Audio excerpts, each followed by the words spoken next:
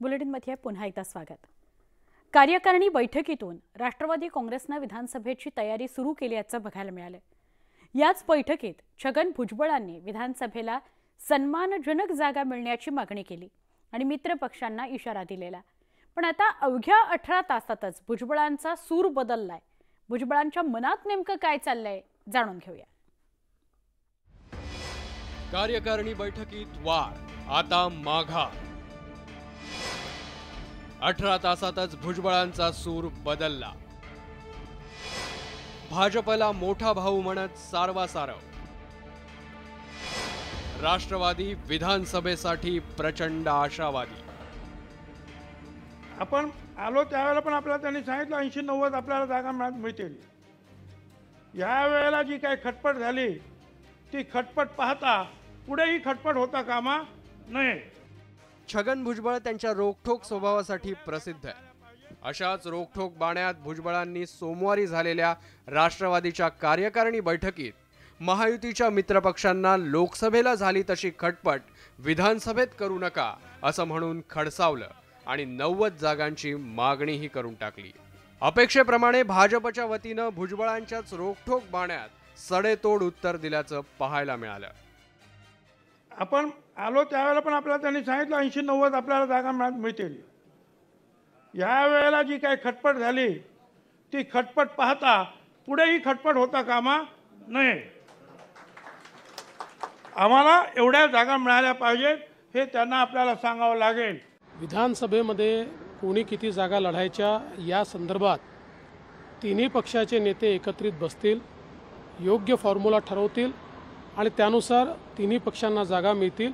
निश्चितपणे भाजप सर्वात मोठा पक्ष असल्यामुळे भाजपला सर्वात जास्त जागा मिळतील, पण आमच्या सोबतचे जे 2 पक्ष आहेत त्यांचा पूर्ण सन्मान हा यामध्ये राखला जाईल। पण भाजपच्या सडेतोड प्रत्युत्तरानं आता भुजबळांचा सूर नरमल्याचं पाहायला मिळतंय। 18 तासांपूर्वी अप्रत्यक्षपणे भाजपला इशारा देणाऱ्या भुजबळांनी आता भाजपला मोठा भाऊ म्हणत सारवासारव करण्याचा प्रयत्न केला। फडणवीस साहेबांनी जी कमेंट केलेली आहे तिचं मी स्वागत करतो की बरोबर आहे। भाजप हा मोठा पक्ष आहे, बिग ब्रदर आहे आमच्या महायुतीमध्ये, त्यामुळे त्यांना जास्तच जागा मिळणार।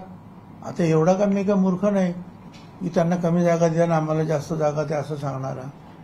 त्यांना जास्त जागा मिळणारच आणि त्यांनी त्या दिल्याच पाहिजे।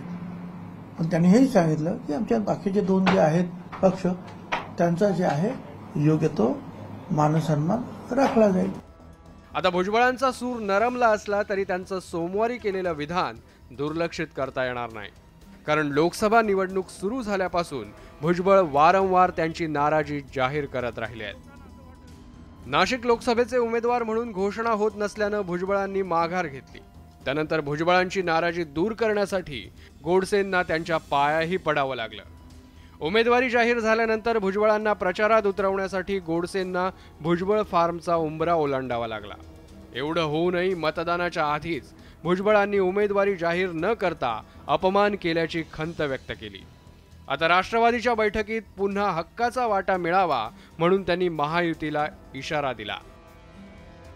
पण आता भुजबळ काहीसे बॅकफूटवर गेल्यानं भाजप आणि महायुतीनंही सारं काही आलबेल असल्याचं म्हणत सामोपचाराची भाषा सुरू केली आहे। अशा चर्चा सार्वजनिक ठिकाणी केल्यामुळे याचा परिणाम हा युतीमध्ये बेबनावा आहे की काय अशा प्रकारचा मेसेज जायला होतो। कृपया असा गैरसमज पसरेल अशा स्टेटमेंट करू नये। खरं तर लोकसभा निवडणुकीनंतर केवळ भुजबळच नाही तर राष्ट्रवादी काँग्रेसची ही चाल बदलल्याचं दिसत होतं। मध्यंतरी तटकरेंनी पवारांची भेट घेतल्याचीही चर्चा झाली। त्यातच कार्यकारिणीच्या बैठकीतील सुरामुळे राष्ट्रवादी विधानसभेसाठी प्रचंड आशावादी असल्याचं दिसतंय। आता विधानसभेच्या जागा वाटपात अजित पवारांच्या राष्ट्रवादीच्या आशा किती पूर्ण होतात हे पाहणं महत्त्वाचं ठरेल। Bureau report, news 18 Lokmat.